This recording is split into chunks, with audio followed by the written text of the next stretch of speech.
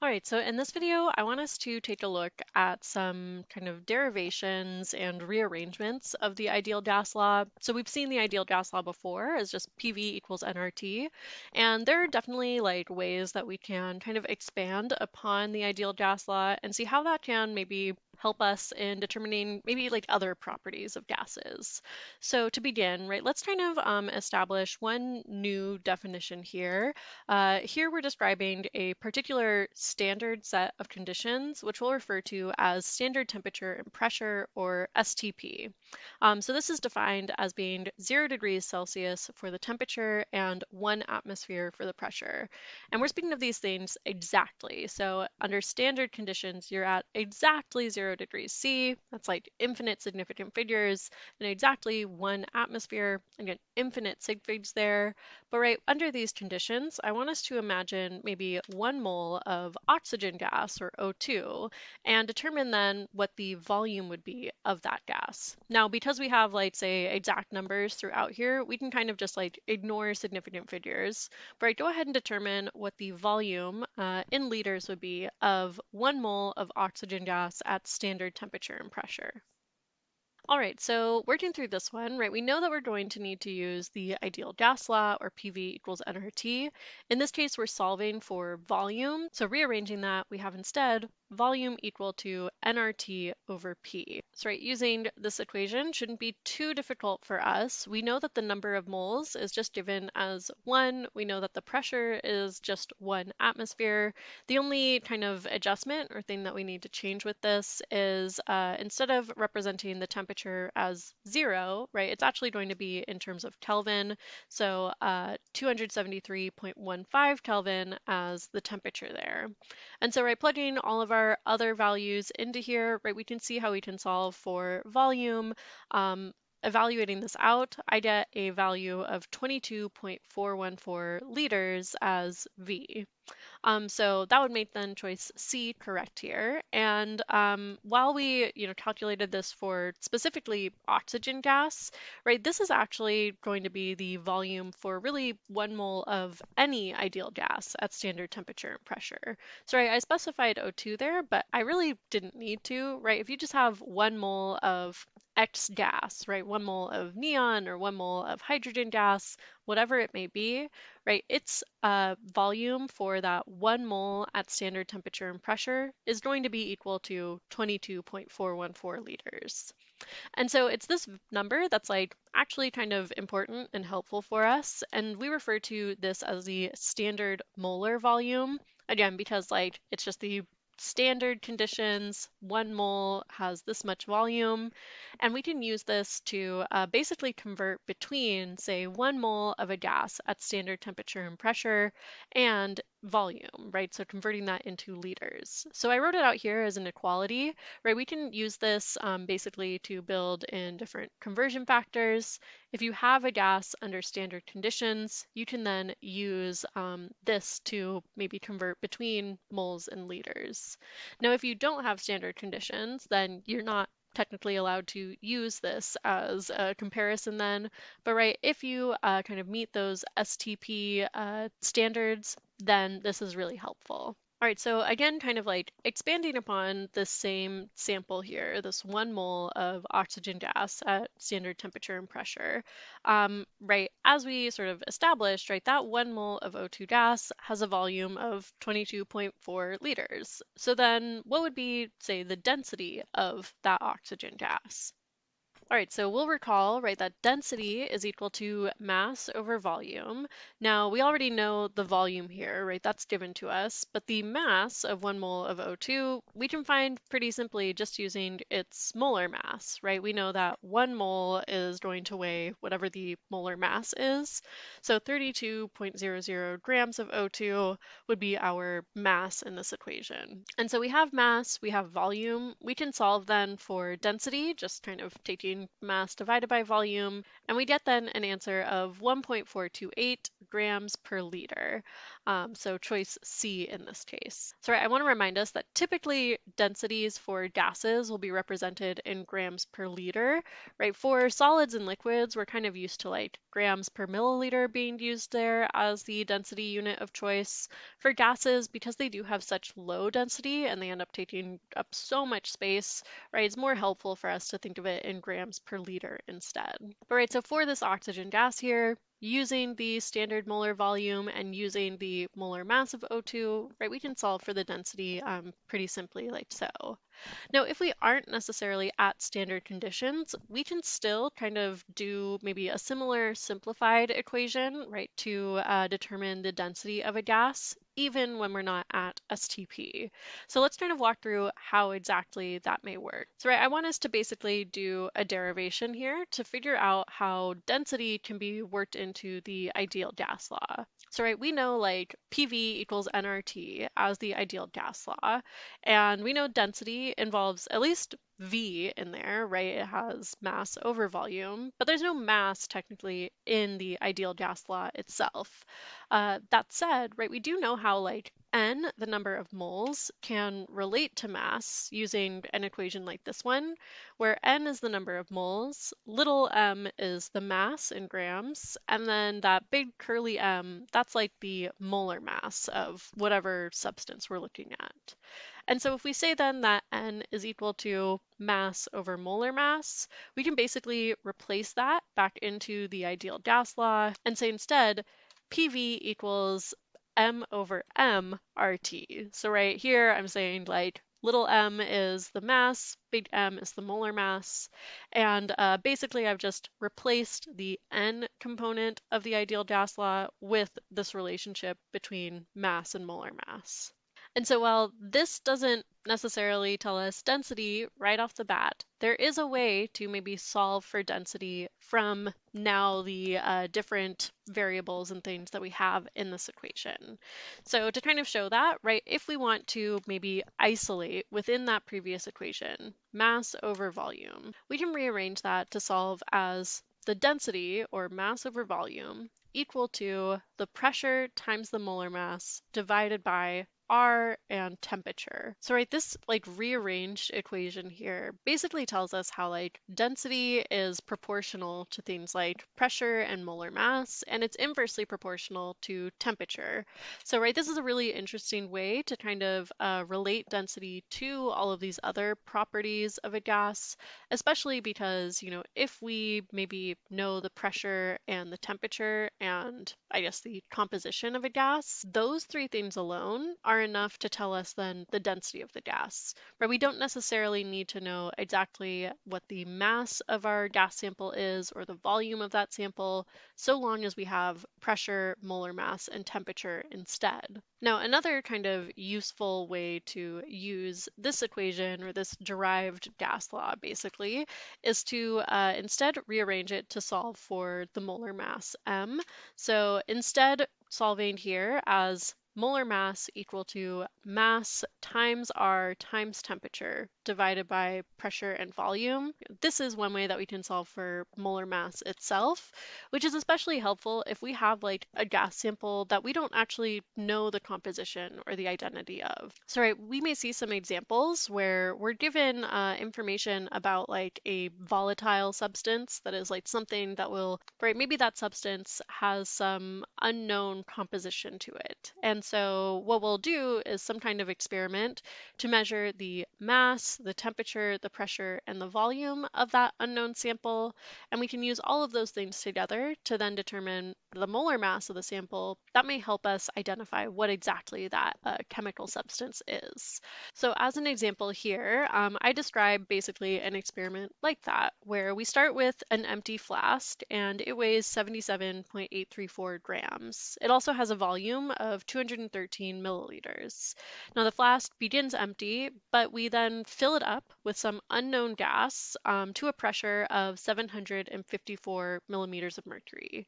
The flask is also at a temperature of 100 degrees Celsius, and after it's been filled, it now weighs 78.416 grams. So with all of this information, I want us to determine the molar mass of the unknown gas, again using that derived equation as the molar mass equal to mRT over PV. So go ahead and take a moment to work on this one, and then we'll go over it in a little bit. All right, so getting started with this, we need to basically find the mass, the temperature, the pressure, and the volume of the gas. Again, making sure that everything is in the correct units. In this case, we want our mass to just be in grams, so we've already got that kind of worked out for us, but we do need to actually solve for the mass of just the gas, which we're not actually explicitly given. We're given the mass of a filled flask versus an empty flask. We can assume that the difference in those masses is equal to however much our gas weighs. So taking the difference of those, I get 0.582 grams as the mass of this unknown gas. The temperature of the gas is going to depend on 100 degrees Celsius, but of course adjusted to Kelvin, so 373.15 Kelvin. And then the pressure of the gas, we're told is 754 millimeters of mercury. We know that we need to change that into atmospheres instead, so saying 1 atmosphere over 760 mmHg should give us then 0.992 as the pressure in atmospheres. Lastly, the volume that is included in this equation should be in units of liters. So rather than 213 milliliters, that's going to be instead 0.213 liters. And so with all of this stuff, we can put that all together and basically put that into our molar mass equation down below. When we do that, we should get an answer of 84.3 grams per mole, or choice C in this case, as the molar mass of the gas. So again, this is very helpful for if you have, say, an unknown gas sample, you're not quite sure what it could be, you can determine the molar mass of that sample and then maybe kind of isolate it down. So I mean, looking at the periodic table, it's not totally clear if this is maybe just krypton or something, It seems to have a higher molar mass than that. But if I have a set of, say, maybe potential unknowns, I can compare those potential unknowns molar masses to this now determined molar mass. All right, now the last kind of derivation from the ideal gas law, I'm not actually going to go through the full derived equation or how we got to this, but instead we'll just kind of look at it more generally. And so this one has to do with kind of how quickly gas molecules or gas particles are moving. So this is referred to as molecular speed, or abbreviated U, and as the name suggests, it is the speed of an individual molecule in a gas sample. So pictured here are some distributions that is kind of showing how probable or how common different molecular speeds are for different particles within a sample at different temperatures. So in blue, we show a nitrogen sample at 273 Kelvin. In red, we show at a higher temperature at around 2273 Kelvin. And how these distribution plots kind of work is they show basically the probability of any particle in this nitrogen sample being at a particular speed. So at these higher points, that's kind of where the most common speeds are, kind of the average or most probable speed maybe, versus the lower points on the curve show less common, but still maybe some particles are moving at that pace. And so, you can kind of see how in a sample, you're not just going to have all of your particles moving at the exact same pace, Some are going to be moving much faster, some are moving slower, but on average, the average molecular speed can be found through this equation as the square root of 3RT over M. So in this equation, R is, again, the ideal gas constant, but in this case, it's going to be the joules per mole Kelvin version. So, I believe I showed kind of as an introduction two versions of our R constant. Usually we use it in terms of liter atmosphere per mole Kelvin. This is kind of the one instance, at least in this course, that will use it as instead joules per mole Kelvin. You'll see this R constant come up again later on, especially if you take Chem 162 or 163. But right, this is not technically like our most common R version, at least not that we'll use in this class, but we do see it come up in this equation specifically. Now, also in this equation is T for absolute temperature, and M is, again, the molar mass of the gas. But right, basically what this equation tells us is that for any, given substance, as things like temperature increase, the average molecular speed also increases. This kind of makes sense with, I guess, what we've already seen previously as far as like how temperature is related to kinetic energy, right? With kinetic energy being the energy of motion, if you increase the temperature and you increase the kinetic energy of a sample, you're increasing the speed of those particles or of that object. And so, right, this just kind of confirms that. It shows it in this equation. But right, that relationship between temperature and speed, they're kind of directly proportional. Now, what's also interesting from this equation is the relationship between, say, molecular speed and molar mass, right? What this basically says is that for higher molar masses, you're going to then have lower molecular speeds.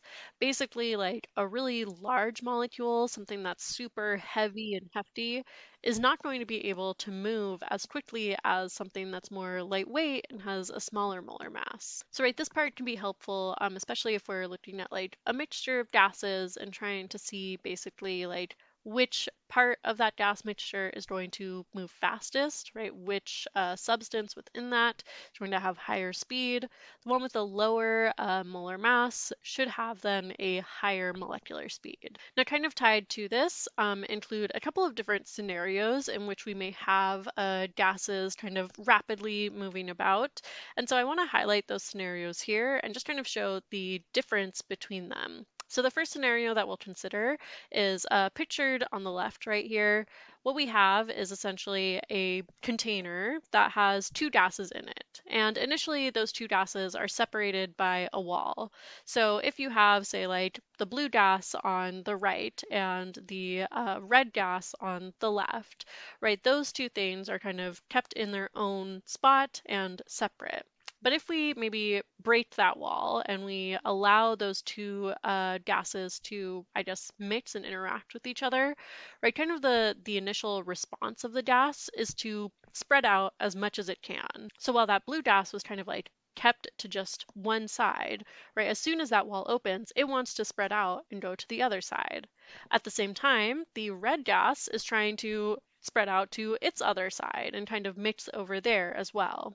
And so while this is happening, all of these different gas particles are kind of all bumping into each other, right? They're crossing paths and experiencing really frequent collisions.